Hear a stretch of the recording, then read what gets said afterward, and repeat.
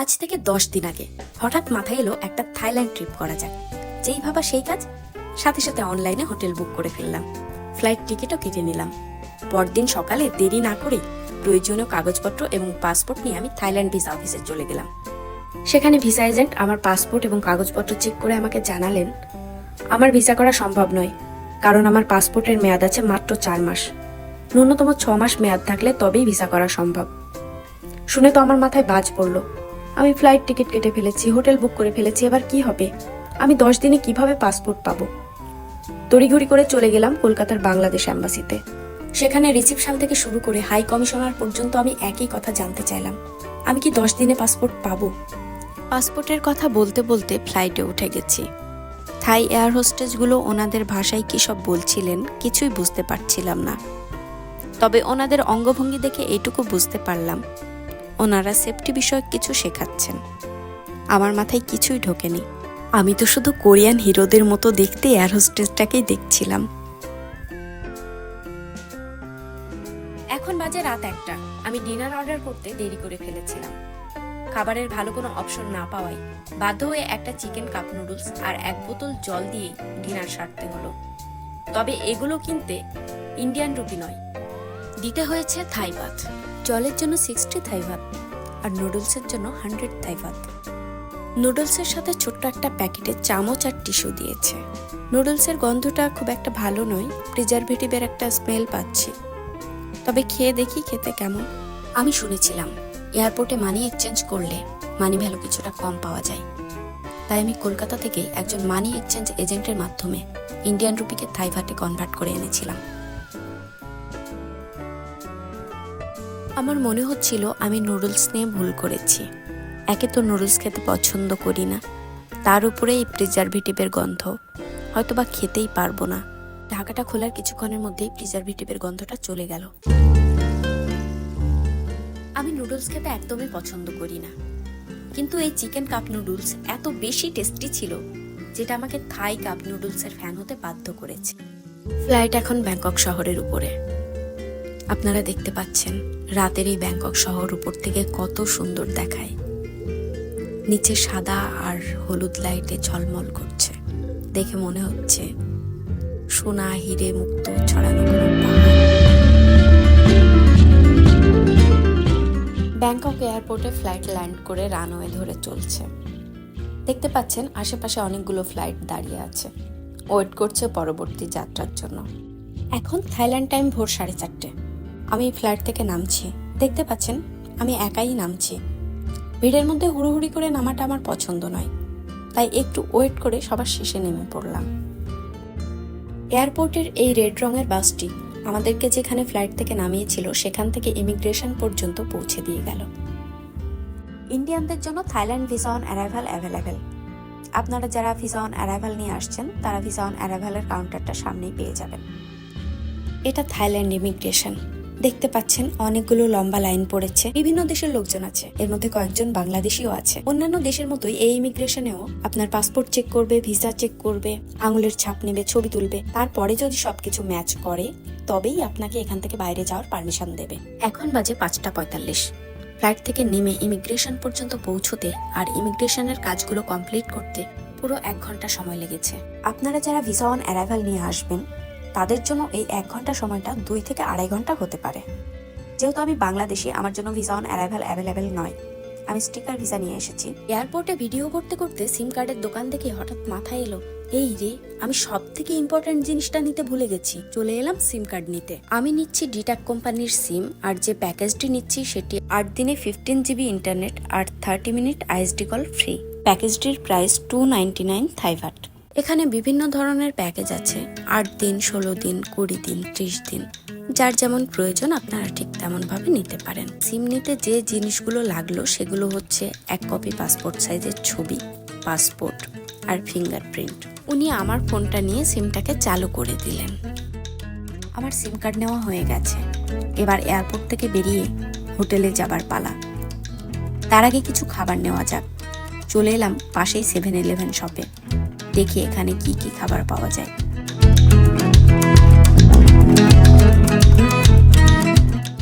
খাবারের মোড়কে লেখা দেখে কিছুই বুঝতে পারছি না, সবই থাই ভাষায় লেখা। থাই ভাষার নিচে যে ছোট্ট অক্ষরে ইংলিশ নামটা লেখা আছে সেটা পড়ে বোঝার চেষ্টা করছি কোনটা কি খাবার। কোনোটা বুঝতে পারছি, কোনোটা বুঝতে পারছি না, জানি না খেতে কেমন হবে।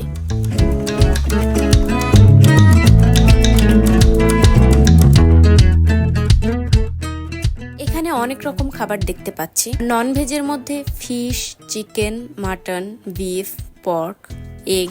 ভেজের মধ্যেও অনেকগুলো আইটেম আছে, যেমন paneer, baby corn, veg fried rice, mixed vegetable, সব রকম খাবারই মিলিয়ে মিশিয়ে আছে। আপনারা এখন যে খাবারগুলো দেখতে পাচ্ছেন এগুলো সম্পূর্ণটাই রেডি টু ইট। এগুলো আর রান্না করতে হবে না, সামান্য একটু গরম করলে খেতে পারবেন, আর সেটাও 7-Eleven থেকেই করে দেবে। এখানে খাবারগুলো দেখতে দেখতে আমার 10 দিনে পাসপোর্ট আর ভিসা পাওয়ার যে গল্পটা বাকি রয়ে গেছে সেটা আপনাদের সাথে শেয়ার করছি। চলে গেলাম কলকাতার বাংলাদেশ এম্বাসিতে। সেখানে রিসিপশন থেকে শুরু করে হাই কমিশনার পর্যন্ত আমি একই কথা জানতে চাইলাম, আমি কি 10 দিনে পাসপোর্ট পাবো? রিসিপশন থেকে বললো 3 মাস। হাই কমিশনারকে সবকিছু খুলে বলাতে উনি বললেন 1 মাসের মধ্যে চেষ্টা করব। মন খারাপ করে ফিরে আসছিলাম। ঠিক সেই সময়ে ওই অফিসেরই একজন কর্মকর্তা আমাকে জানালেন একটা আনঅফিসিয়াল প্রসেসের ব্যাপারে, যেটাতে আমি 7 দিনে পাসপোর্ট পেয়ে যাব। সেটার জন্য কত পেমেন্ট করতে হলো বলছি না, কিন্তু পেমেন্ট করার পরেও আমার মাথায় একটা চিন্তা কাজ করছিল, আমি কি সত্যি 7 দিনে পাসপোর্ট পাবো?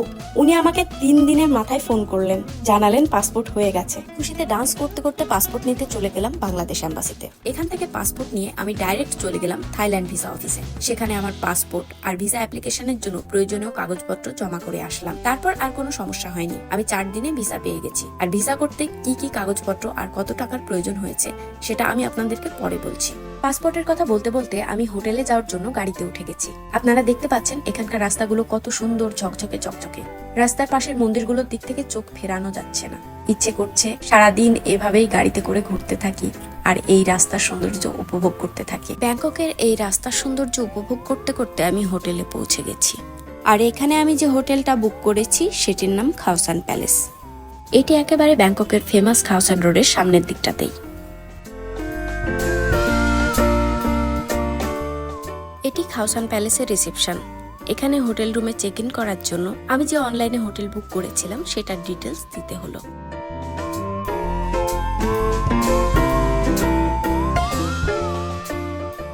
রিসেপশনের সব কাজ মিটিয়ে রুমে চলে এলাম। রুমটা ভীষণ সুন্দর সাজানো গোছানো। বেডের মাথার দিকটা দেখে মনে হচ্ছে সবুজ মাঠে সোনালী সূর্য উঠেছে।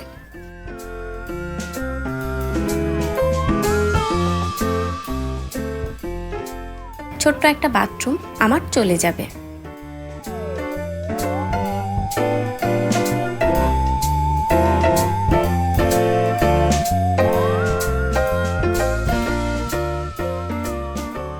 আমি 7-Eleven থেকে এই খাবারগুলো নিয়ে এসেছিলাম, খেয়ে দেখি খেতে কেমন। আমি লাস্ট খাবার খেয়েছিলাম ইন্ডিয়ান টাইম রাত 8টায়, আর এখন বাজে থাইল্যান্ড টাইম দুপুর 2টো। এর মাঝখানে আমি আর কোনো কিছু খাবার সুযোগ পাইনি। এখন আমার প্রচন্ড রাক্ষসের মতো খিদে পেয়ে গেছে। কোনো রকমে হাত ধুয়ে খেতে বসে গেলাম।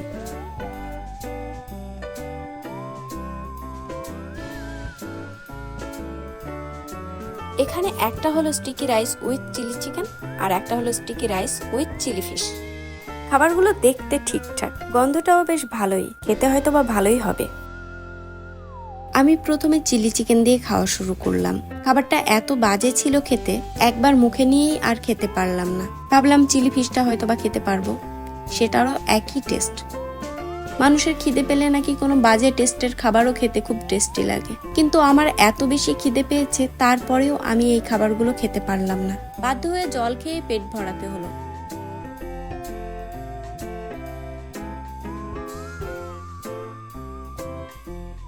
খাবার খেয়ে রেস্ট নিয়ে আমি চলে এলাম খাওসান প্যালেসের সুইমিং পুলে। পড়ন্ত বিকেলে এই নীল জল আমাকে বাধ্য করেছে ঝাঁপিয়ে পড়তে। শুধু ঝাঁপিয়ে পড়েই শেষ নয়, আমার এত বেশি ভালো লেগেছিল যে বিকেল থেকে সন্ধ্যেটা আমার সুইমিং পুলেই কেটে গেল। আর আমার মায়ের কথা মনে পড়ছিল তখন। আমি ছোটবেলায় যখন নদীতে যেতাম স্নান করতে, বাড়িতে ফিরতে ভুলে যেতাম। অনেকক্ষণ পরে আমার মা লাঠি নিয়ে গিয়ে আমাকে মারতে মারতে তুলে নিয়ে আসতো। থাইল্যান্ডে তো মা নেই, তাই পুরো বিকেলটা আমার সুইমিং পুলে কেটে গেল।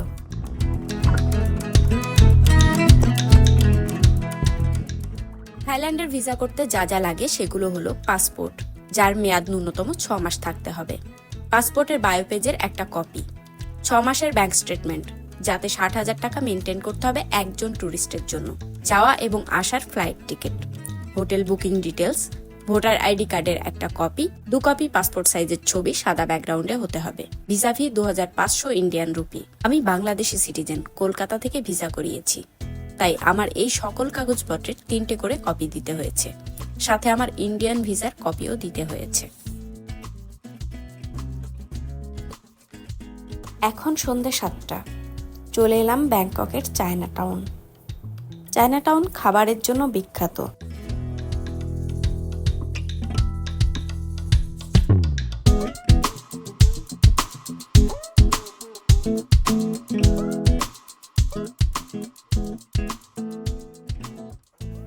আসতেই চোখে পড়লো একটা মাসাজ পার্লার, যার সামনে অ্যাকোরিয়ামে অনেকগুলো ছোট ছোট মাছ আছে।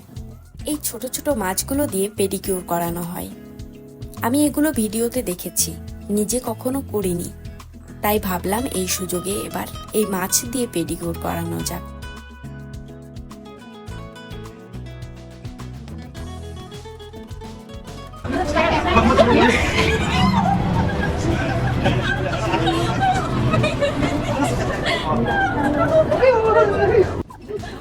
থাই ভাত দিয়ে আমি বসে গেলাম অ্যাকোরিয়ামে পা চোবানোর জন্য। এই সময় আমি জামা কাপড় গুটাচ্ছিলাম, যাতে অ্যাকোরিয়ামের জলে আমার জামা কাপড় ভিজে না যায়। ঠিক এই সময়ে মাছ এসে আমার পায়ে কামড় দিল। আমি খুব ভয় পেয়ে গেছিলাম। মাছগুলো এমনভাবে পায়ের ডেড সেলগুলো খাচ্ছিল, মনে হচ্ছিল কোনো পোকামাকড় আমার পা কুড়ে কুড়ে খাচ্ছে।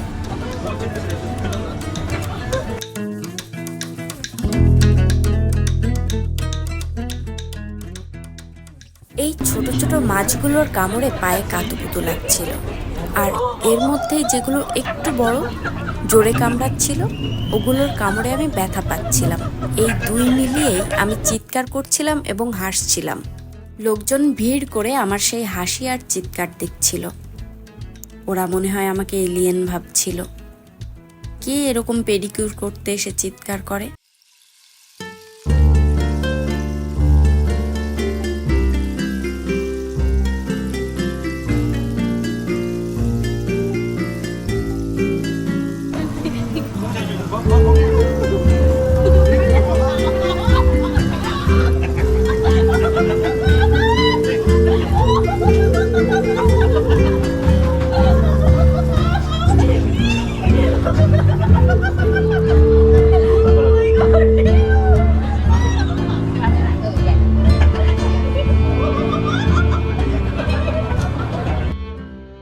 আপনারা ভাবছেন শুধু আমিই চিৎকার করছি, পাশের লোকগুলো খুব মজা করে পেডিকিউর নিচ্ছে। তবে এই নতুন ভদ্রলোককে দেখুন। কি হয়?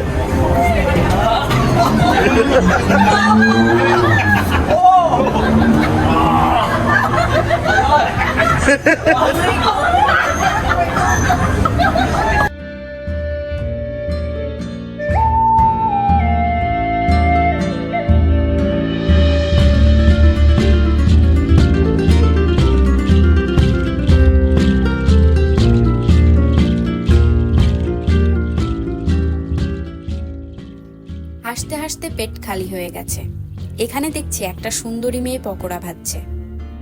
এখানে আছে চিংড়ির পকোড়া, কাঁকড়ার পকোড়া আর কুমিরের মাংসের রোল। আমি এখান থেকে কয়েকটা চিংড়ির পকোড়া নিলাম। মেয়েটি চিংড়ির পকোড়াগুলিকে একটি থাই সসের সাথে সার্ভ করলো। এই থাই সসের সাথে চিংড়ির পকোড়াগুলি খেতে খুবই ভালো লাগছিল। এবারে চায়না টাউনের খাবারের দোকানগুলো একটু ঘুরে দেখে। আপনারাও দেখতে থাকুন আমার সাথে।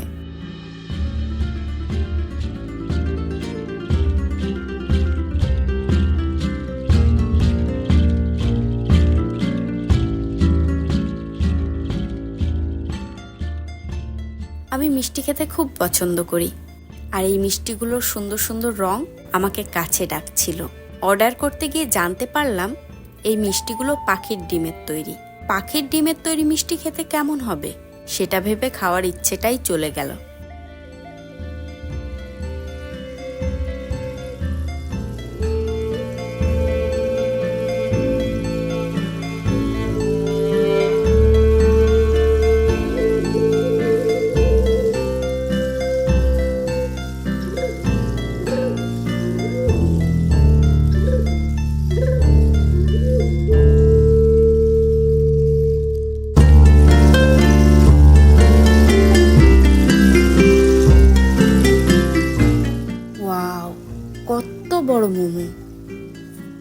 পর্ক মোমো ছিল, তাই খাওয়া হয়নি।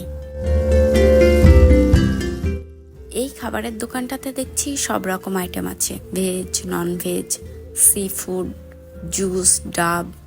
সি ফুডের মধ্যে দেখতে পাচ্ছেন এই যে কাঁকড়া, শামুক, শামুক নয় এগুলো ঝিনুক, আর বিভিন্ন রকম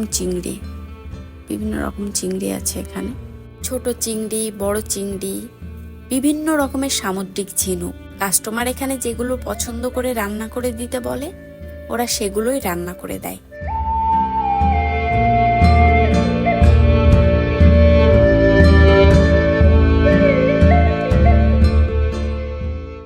আজকের মতো এই পর্যন্তই, দেখা হচ্ছে পরবর্তী ভিডিওতে। ততদিনে ভালো থাকুন আর আমার চ্যানেলটি সাবস্ক্রাইব করুন। Thank you.